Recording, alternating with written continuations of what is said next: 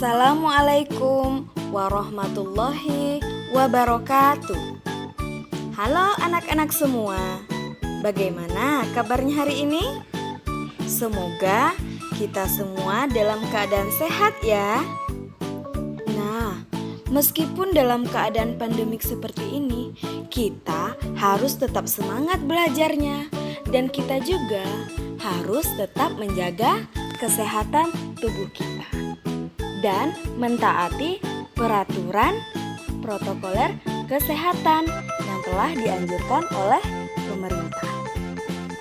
Baiklah anak-anak, bertemu lagi dengan Ibu Nursyidan Arsela dalam pembahasan ilmu pengetahuan sosial. Pada pembelajaran kali ini, kita akan membahas tema 2, subtema 1 tentang kegiatan ekonomi masyarakat. Sebelum kita membahas tentang pembahasan tersebut, ada baiknya kita mengetahui tujuan pembelajaran ini.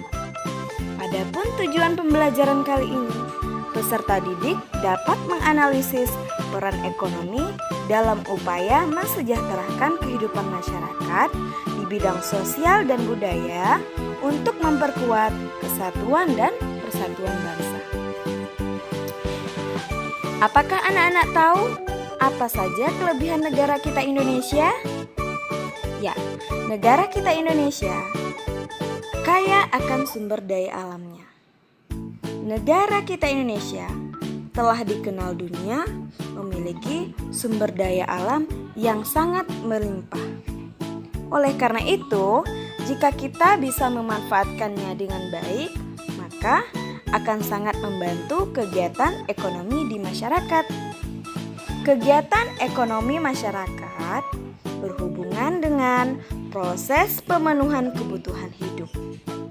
Hal ini karena manusia tidak dapat menghasilkan semua kebutuhannya tanpa bantuan orang lain.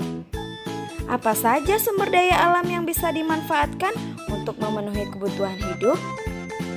Pemanfaatan sumber daya alam dapat kita lihat dari berbagai bidang usaha.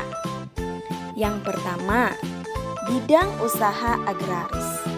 Bidang usaha agraris meliputi kegiatan pertanian dan kegiatan perkebunan. Kegiatan pertanian dilakukan dengan bercocok tanam dan memanen hasil pertanian. Misalnya, seperti petani padi, petani jagung, petani singkong, dan lain-lain.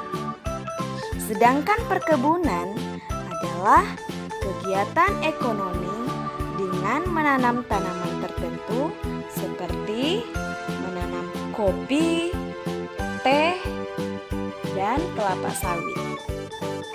Yang kedua, bidang peternakan.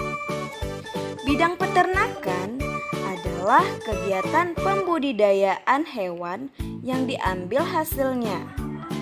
Hasil peternakan yang bisa diambil yaitu mulai dari daging, telur, susu, kulit, dan bulu.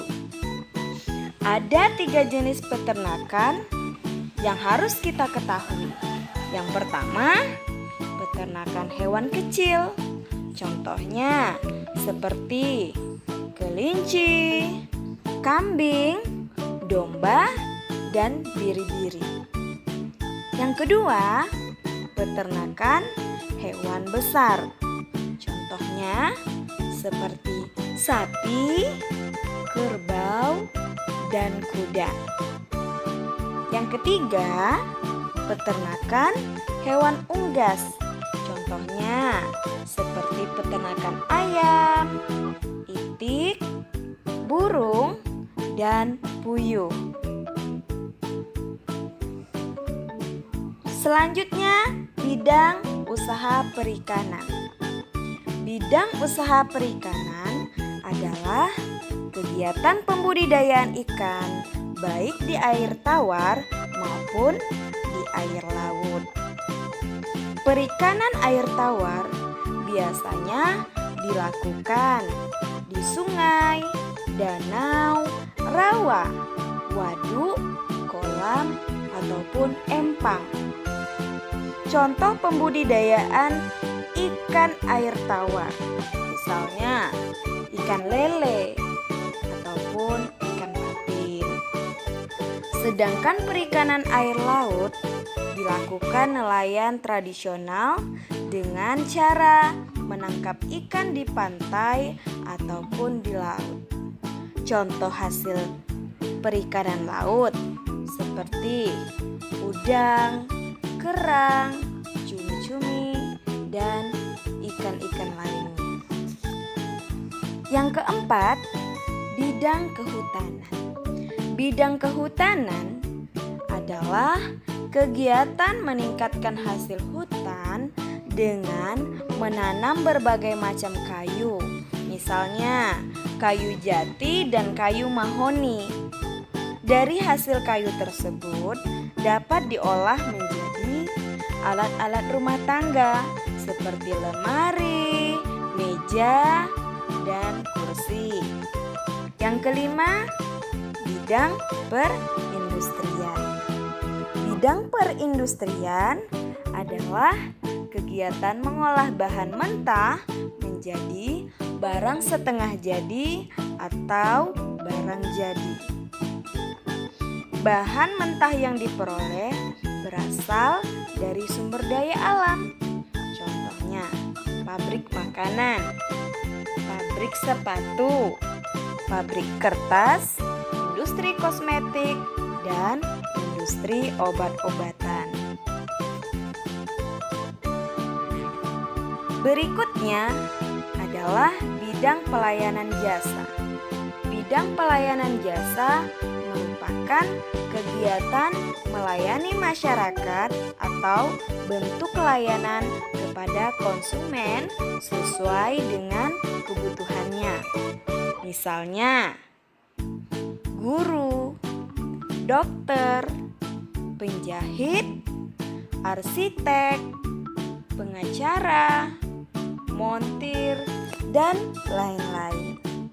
Nah, itulah tadi bentuk dari pekerja bidang pelayanan jasa. Demikian pembahasan tema 2, subtema 1. Semoga anak-anak bisa memahaminya. Dan Ibu akhiri. Wassalamualaikum warahmatullahi wabarakatuh.